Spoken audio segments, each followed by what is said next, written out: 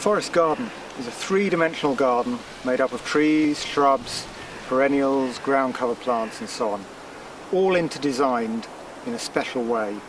And the plants are all of use, either directly of use to people, so fruits, nuts, perhaps medicinal plants, basketry plants, dye plants, fibre plants. There's lots of plants potentially of use. But also there's a lot of plants of indirect use. So there are bee plants, there are plants that help other plants grow, like nitrogen fixing trees and comfrey, which is a mineral accumulator. All these plants are working together in a system, and the forest garden is designed, modelled on a young natural woodland. There are many reasons to make a forest garden. One of the major ones is that it's a very efficient system of producing food and other materials. The forest garden is based on a young natural woodland, and it takes very little energy, time, effort to maintain that system, much less than a similar area of annual vegetables, for instance. It may not yield as much, but that isn't the point. The point is that it's more efficient because for the amount you get out, you have to put very little effort in. So that's a very nice system from that regard. There are lots of other benefits too. It is a wonderful place to be in. It's very beautiful. It's aesthetically pleasing. It's good for wildlife. And also, it helps people reconnect with nature on a deeper level too.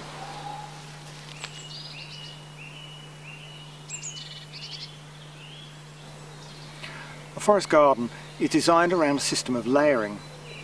Although you can have 7 or even more layers in a forest garden, in temperate climates you're more likely to have 4 or 5, but it's a movable feast. It depends what you want.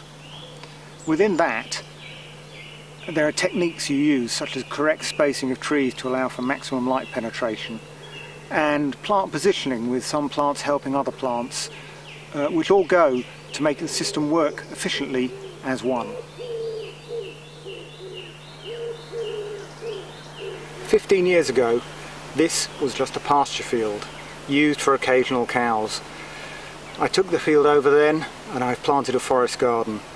And as it's growing and establishing more, it's functioning better and better as its own kind of forest ecosystem.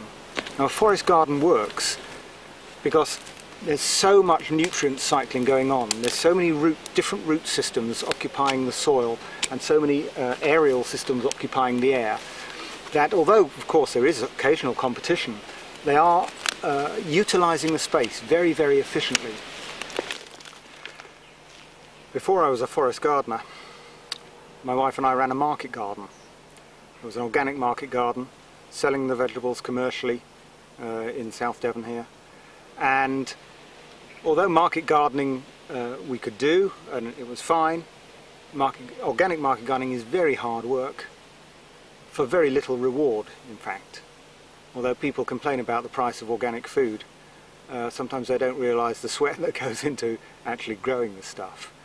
But while I was market gardening, I was thinking, is there not a better way of growing food that's more sustainable, that doesn't involve digging the soil every year, that maybe is more beautiful as well?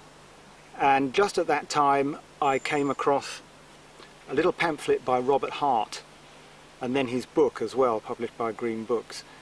And they sparked off something in me. I went and visited Robert Hart, and he was a real inspiration to me starting along the route of forest gardening. And I came to realise that actually working with perennial plants can be more of a challenge than annuals, but the rewards can be so much greater.